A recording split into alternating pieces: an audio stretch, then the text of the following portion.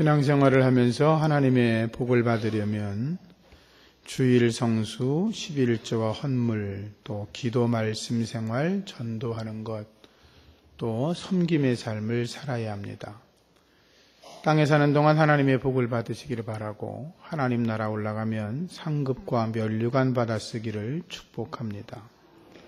세상의 모든 일이 다 그렇지만 신앙생활도 내가 어떤 선택을 하느냐에 따라서 그 결과가 달라지고 하나님의 은혜와 축복이 달라집니다. 왜냐하면 하나님은 행한 대로 갚으시는 분이시기 때문입니다.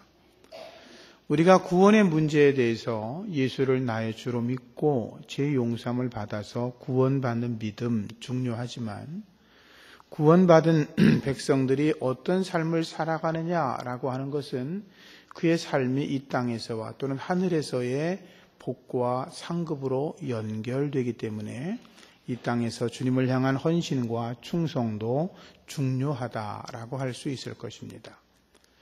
주의를 지킬 것이냐 지키지 않을 것이냐 또는 11조 헌물을 드릴 거냐 드리지 않을 거냐, 기도를 할 거냐 하지 않을 거냐, 말씀대로 살 것이냐 내 멋대로 살 것이냐, 전도를 할 것이냐 아니면 그냥 살 것이냐, 선택은 물론 내가 하는 것이지만 그 선택의 결과는 전혀 다르다라고 하는 것입니다. 말씀대로 행하는 자들은 하나님이 하늘의 문을 여시고 그에게 하늘의 신령한 복과 땅의 기름진 축복을 더하여 주실 것이고, 또 그렇지 않은 자들에게는 하나님께서 허락하시는 복이 얻을 수 없을 것입니다. 오늘은 섬김에 대해서 말씀을 나누려고 합니다. 일반적으로 모든 사람들은 섬기려고 하기보다는 섬김을 받기를 좋아합니다. 그건 저도 그런 것 같습니다. 남들에게 섬김을 받으려고 더 높은 자리에 올라가려고 하고, 조금만 더 높은 자리에 올라가면 그러지 못한 사람들을 이렇게 은근히 이렇게 지그시 누르기도 하고, 그래서 많은 사람들이 더 높은 자리에 올라가려고 좀 권모술수를 쓰기도 하고, 또 남에게 높임받고 욕망을 받고자 하는 그 마음들은 끊어지지 않고 계속되는 것 같습니다. 그런데 성경은 우리에게 말씀하기를 섬기라 이렇게 말씀하십니다. 너희가 남에게 대접받기를 원하느냐? 그러면 너희가 먼저 남을 대접해라. 주님의 말씀입니다. 예수님도 말씀하셨습니다. 너희 중에 누가 으뜸되기를 원하느냐? 그러면 너희는 종이 되어야 된다. 인자가 온 것은 섬김을 받으려 하는 것이 아니라 도리어 섬기려고 하고 많은 사람들의 대속물로 주려 함이라고 주님은 말씀하셨습니다. 섬김받으려 오신 게 아니라 섬기러 오셨다. 이게 주님의 말씀인 것입니다. 먼저 하나님의 사람들은 하나님을 잘 받들어 섬겨야 됩니다. 하나님을 잘 섬기는 것은 첫째가 예배입니다. 마음을 다하고 뜻을 다하고 성품을 다하고 신령과 진정으로 하나님께 예배하는 그 자세, 그것이 가장 큰 섬김이지요. 그러나 그것만이 아니라 하나님은 우리 모든 사람들에게, 예수를 믿는 사람이나 믿지 않는 사람들에게나 동일하게 시간 주시고 건강 주시고 생명 주시고 재능도 주시고 재물도 주셨는데, 하나님께서 주신 그 모든 것들을 나 자신만을 위해서 사용하는가 아니면 하나님의 나라와 그 영광을 위해 사용하는가는 우리가 결정하는 거죠. 자기만을 위해 쓰는 사람을 이기주의자라고 이야기를 하고, 다른 사람들을 위해 사용하고 헌신하는 사람을 이타적이라 그러고, 그리고 하나님을 위해 살아가는 사람들을 신본주의적인 삶을 살아간다고 그러죠. 물론 우리가 우리 자신도 사랑해야 됩니다. 자기를 너무 학대하거나 너무 자기 이렇게 좋지 않은 모습으로 보는 것도 잘못된 것이고, 자기를 사랑하는 것 중요합니다. 또 남을 이렇게 위해서 살아가는 이타적인 삶도 예수 믿는 우리들에게는 매우 중요합니다. 그리고 하나님의 나라와 그의 영광을 위해 살아가는 것은 더더욱 중요할 것입니다. 섬김이라고 하는 말을 디아코니아라는 말이라고 합니다. 시중 두는다, 또는 섬긴다 그런 의미인데 이것이 교회 용어로 사용되면서 이렇게 뜻이 조금 바뀌었는데 예수 그리스도와 교회를 위해서 자기 자신을 바치는 것, 헌신하는 것, 자기 자신을 포기하는 것, 이것을 섬김이라는 말로 쓰고 있습니다. 다시 말씀드리면 내가 어떤 일에 대해서 분명한 목적을 가지고 있어요. 분명한 계획을 가지고 있어요. 분명한 뜻이 있어요. 생각이 분명한데 그럼에도 불구하고 하나님께서 말씀하시기를 내가 원하는 것은 그것이 아니라 이러한 다른 거야 라고 말하면 내가 생각했던 계획, 목적, 방향 그리고 그 어떠한 일들 이런 것들을 배설물처럼 다 버리고 오직 주님의 뜻을 받들기 위해서 내 삶을 살아가고 그렇게 결정하는 것 그리고 그렇게 행동하는 것 그것을 섬김이라고 하는 거죠. 하나님의 뜻을 잘 따르셔서 하나님을 더 잘 섬기는 저와 여러분이기를 주의 이름으로 부탁합니다. 우리가 주님을 생각하면서 자기 자신을 포기하고 하나님을 섬기는 자리로 나아간다는 것이 그렇게 쉬운 것은 아닙니다, 사실. 미국의 하버드 대학의 교수였던 헨리 나우엔이라고 하는 신학자가 있습니다. 그분은 아주 이렇게 영적인 생활을 하는 사람들 또는 목회자들, 신학을 공부하는 사람들에게 너무나 유명하게 알려진 세계적인 석학자입니다. 근데 그분이 하버드 대학의 교수였는데 하버드 대학의 교수직을 사임하고 정신박약아들을 수용하는 시설에 들어가서 거기서 일을 하기 시작했습니다. 원장으로 들어간 게 아니라 그냥 허드렛 일을 하는 거, 정박아들의 용변도 치워주고 또 그들을 목욕도 시키고 식사도 도와주고 행동도 교정하고 이렇게 어떻게 보면 그분으로서는 전혀 할 이유가 없는 그런 일들을 하는 낮은 자리에 들어가서 일을 하게 되었습니다. 그러니까 사람들이 이해가 되지 않았습니다. 아니 세계적으로 존경을 받는 학자가 그것도 하버드 대학의 교수가 그리고 자기 앞길이 아주 창창하고 더 많은 일을 할 수 있는 그 사람이 왜 그런 모든 걸 다 버리고 그런 일을 했을까? 그래서 사람들이 물었겠죠. 왜 그러십니까? 이유가 뭡니까? 도대체 어떤 일이 당신에게 있었던 겁니까? 라고 그렇게 물었지요. 근데 그가 몇 개월 뒤에 예수의 이름으로 라고 하는 책을 써서 그 질문에 대한 대답을 했는데 그는 이렇게 글을 써놓았습니다. 나는 지금까지 올라가는 일만 추구하며 살았습니다. 어려서부터 공부를 잘해서 천재라고 신동이 태어났다고 주변 사람들에게 칭찬을 받았습니다. 그래서 하버드 대학의 교수까지 내가 올라왔습니다. 참 감사하게도 내가 쓰는 책들마다 베스트셀러가 되어서 20여 권의 책들은 다 아주 좋은 책으로 세상에 알려졌습니다. 나는 지금까지 성공을 향해서 계속 오르막길만 걸어왔습니다. 그리고 그것이 옳은 줄로 알았습니다. 성공을 향해서 꼭대기를 향해서 줄기차게 달려갔습니다. 그러나 어느 날 정신박약아였던 아담이라고 하는 사람을 내가 만나면서 인간의 고통에 동참하는 내리막길의 삶을 통해서 예수님을 발견할 수가 있었습니다. 헨리 나우엔 박사가 이렇게 말했습니다. 내가 오르막길에서는 예수님을 볼 수가 없었는데 내리막길에서는 복음서에 기록된 진정한 예수님을 볼 수가 있었습니다. 라고 글을 썼습니다. 거룩한 영성을 가진 헨리 나우엔 박사, 그가 성공의 자리가 아니라 낮아짐의 자리, 높아짐의 자리가 아니라 낮음의 자리, 올라가는 자리가 아니라 내려가는 자리로 내려와 섬김 속에서 예수님을 만날 수 있었다라는 말을 읽으면서 저도 아주 부끄러운 그런 저 자신을 발견하게 되었습니다. 하나님을 잘 섬기는 우리가 되기를 주의 이름으로 부탁을 드립니다. 두 번째는 교회 지도자들을 잘 섬기는 것이 중요합니다. 로마서 12장 13절 말씀에 성도들의 쓸 것을 공급하며 손님 대접하기를 힘쓰라 이렇게 말했습니다. 디모데전서 3장 2절 말씀에는 감독은 나그네를 잘 대접해야 된다라고 말씀하고 있습니다. 이 대접한다라고 했는데 이 말은 나그네들을 사랑하라는 것입니다. 나그네라고 하는 건 뭐 길을 잃어버려가지고 어디를 갈지 모르고 길을 배회하고 뭐 집시처럼 그런 사람을 말하는 게 아니라 여기 성경에서 말하는 나그네는 복음을 들고 다니는 순회 복음 전도자를 말합니다.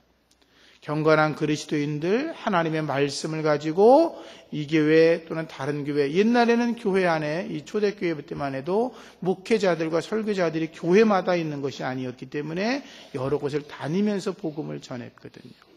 근데 그들이 뭐 여관이나 숙소가 없는 게 아니었는데 그런 여관이나 세상의 숙소는 마치 이렇게 모텔에 들어가면 좀 그런 느낌이 있잖아요. 경건치 못한. 그래서 그런 데를 원하지 않고 경건한 그런 거룩한 이런 것들을 원했는데 그래서 그런 것들을 그런 복음 전도자들을 잘 모셔서 자기 집에 모셔드리는 또는 그러한 거룩한 장소를 만들어 숙소를 만드는 그런 데에 머무르곤 했거든요. 그리고 또 예수를 잘 믿는 하나님의 사람들은 그런 순회 복음 전도자들을 자기 집으로 모셔서 그들을 잘 이렇게 섬기는 것을 아주 큰 미덕으로 여겼거든요. 오래전에 우리도 부흥회를 하면 부흥 강사님 모시려면 자기 집에 모셔드렸던 그런 분들이 계시죠. 마치 그런 분들이 정말로 그것을 기쁨으로 했던 것처럼 그런 것을 의미하는 것입니다. 성경은 그래서 그런 나그네들, 복음 전도자들, 하나님 말씀을 전하는 사람들을 잘 섬기라고 말하고 있는데 요한 3서에 나오는 내 영혼이 잘된 같이 범사가 잘되고 강건하기를 내가 원한다라는 그 축복의 주인공이었던 가이오도 그 순회 복음 전도자 나그네였던 그들을 자기 집으로 잘 모셔드리는 것이 하나님을 잘 섬기는 방법이라고 하는 걸 깨달았고 또 그러한 일을 그가 기쁨으로 행함으로 사도 요한을 통해서 그러한 놀라운 축복의 말씀을 얻게 되었던 것입니다. 사도 바울이 유럽 최초의 교회인 빌립보 교회를 세웠습니다. 그런데 그 교회를 세우게 된 동기가 뭐냐 하면 한 여인의 섬김과 대접의 은사였기 때문이었습니다. 사도 바울이 빌립보 지역을 가서 안식일이 되었습니다. 회당에 가서 예배를 드리고 말씀을 전하고 싶은데 그 지역에 회당이 없었기 때문에 문 밖 강가로 나아가 거닐고 있는데 거기 경건한 유대 여자들이 모여 있는 걸 보게 되었고 거기에서 말씀을 전하게 되었습니다.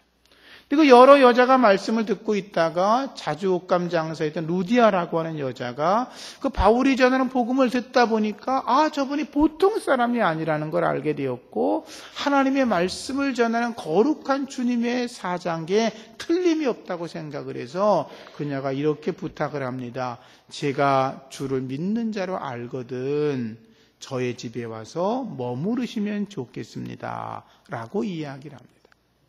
옷감 장사라 돈이 많아서 자기 집에 모셨다? 그건 아닙니다. 돈이 많다고 자기 집에 모실 수 있는 건 아니죠. 이 루디아라고 하는 여인은 사도 바울이 하나님이 특별하게 여기시는 분이라는 걸 알고 그를 잘 섬겨드리는 것이 하나님을 잘 섬기는 거라는 것을 깨달았던 것입니다. 그래서 결국 바울이 그 집에 머물면서 복음을 전하게 되었고 그 루디아의 집이 빌립보 교회로 만들어지게 되었고 그 교회는 유럽 최초의 교회로 세워질 수가 있었던 것이죠. 하나님을 잘 섬기는 여러분들 되시기를 축복합니다. 하나님이 반드시 기억하시고 상급으로 갚아 주실 것입니다. 너희를 영접하는 자는 나를 영접하는 것이요 나를 영접하는 자는 나를 보내신 이를 영접하는 것이라고 말씀하셨고 선지자 이름으로 선지자를 영접하면 선지자의 상을 받고 의인의 이름으로 의인을 영접하면 의인의 상을 받는다 그랬습니다. 그리고 이어서 말씀하시기를 누구든지 제자의 이름으로 이 소자 중에 하나에게 냉수 한 그릇이라도 주는 자는 내가 진실로 너에게 이르노니 그 사람이 결단코 상을 잃지 않을 거라고 말씀을 하셨습니다. 우리 주님은 냉수 한 그릇 대접하는 것도 결코 잊지 않겠다고 말씀하셨습니다. 우리들에게 있어 물 한 그릇이야 뭐 대단한 거 아니잖아요. 그거 물 한 그릇 주는 게 뭐고 선행이라고 말할 수도 없지요, 사실은. 그러나 우리 주님은 냉수 한 그릇 대접하는 것도 반드시 상으로 갚으시겠다고 말씀을 하셨습니다. 마태복음 25장을 읽다 보면 마지막 날에 주께서 양과 염소를 구별하듯이 의인과 악인을 구별하신다고 말씀을 하셨습니다. 의인을 향하여 하시는 말씀 가운데 한 대목이 이런 것이 있습니다. 너희들 참으로 고맙다. 내가 나그네 되었을 때 너희가 나를 영접해 주었기 때문이다. 이렇게 말씀하십니다. 의인들이 그럽니다. 주님 있지도 않은 얘기를 하십니까? 언제 주님이 나그네 된 적이 있습니까? 언제 주님이 나그네로 다니신 적이 있냐고요? 우리가 언제 또 주님을 대접했습니까? 우린 주님을 위해서 아무것도 한 일이 없습니다. 주께서 말씀하십니다. 지극히 작은 자 하나에게 한 것이 곧 나에게 한 것이라. 이렇게 말씀하시죠. 그러한 은혜가 우리 모두에게 임하기를 축복합니다. 세 번째는 서로가 서로를 잘 섬겨야 합니다. 여러분 옆에 계신 분을 잘 섬기시면 하나님의 은혜가 가득할 줄로 믿습니다. 예수님 말씀 가운데 선한 사마리아 사람 비유가 있습니다. 어떤 사람이 강도를 만났어요. 죽게 됐어요. 근데 제사장이 지나가다가 이렇게 보더니 아이 더러운 놈 저건 무슨 죄를 많이 져가지고 적고를 당했냐고 그렇게 생각하고 지나갑니다. 레위 사람도 지나갔습니다. 그런데 그 길을 지나가던 사마리아 사람이 그 사람의 다친 것을 보고 안타깝게 여겨서 그를 응급처치를 해줍니다. 그것도 부족해서 그를 데리고 숙소로 데려갑니다. 여관에 데려가서 주인에게 2데나리온을 주면서 말합니다. 이 사람을 좀 치료해 주세요. 만약에 돈이 더 들면 내가 돌아오는 길에 갚아줄 테니까 이 사람을 제발 좀 건강한 모습으로 회복될 수 있도록 도와달라고 요청을 하죠. 선한 이웃이 되라 그 말이죠. 섬기려면 우리가 선한 이웃이 먼저 되어야 된다 그 말이죠. 인터넷 글을 읽다가 이런 글을 읽게 됐어요.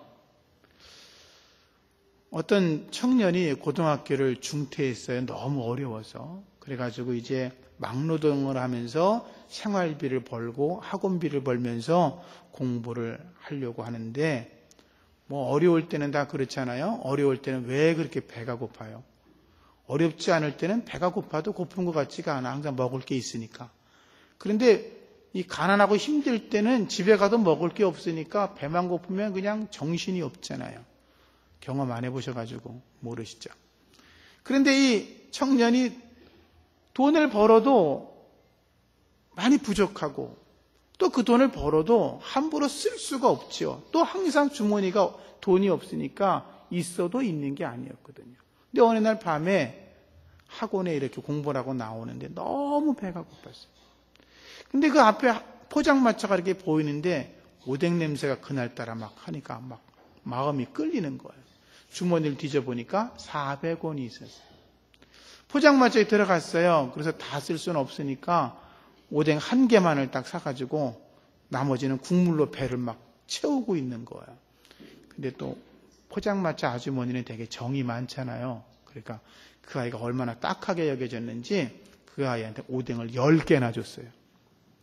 대박이 터진 거지. 막 먹으면서 눈물이 나는 거예요. 자, 그렇게 배가 고픈데 그 아주머니가 자기를 도와주는 게 얼마나 고마워요. 근데 아주머니가 그러는 거예요. 괜찮아. 계속 먹고 어차피 이건 불어서 팔고 싶어도 팔지도 못하는데 배가 고프면 자주 찾아오라고 이야기를 했어요. 그래서 그 아이가 거기 가서 오뎅을 자주 얻어 먹었어요. 이 청년이 그렇게 말했죠. 나중에 제가 돈 벌면은요 다 갚아드릴게요. 아주머니는 웃으면서 괜찮아. 안 갚아도. 근데 하나님의 은혜로 이 청년이 이제 군대를 가게 되고 이제 대학을 가게 되고 그리고 이제 어떻게 좋은 회사에 취직하게 됐어요. 그 취직하고 이제 돈을 좀 벌고 몇 년 지나다 보니까 갑자기 어느 날 옛날 그 포장마차가 생각이 난 거예요. 그래서 그 아주머니가 아직도 포장마차를 하나? 가면 내가 신세도 갚을 겸 찾아가야지. 갔는데 정말 그 포장마차가 그대로 있는 거예요.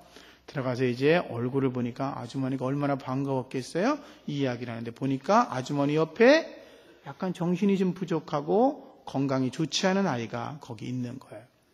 그 아주머니 아들인데 아주 어떻게 뭐 결혼하기도 어렵고 또 이렇게 돈 벌기도 어렵고 그 모든 것들이 그 아주머니에게 짐이 되고 있었죠.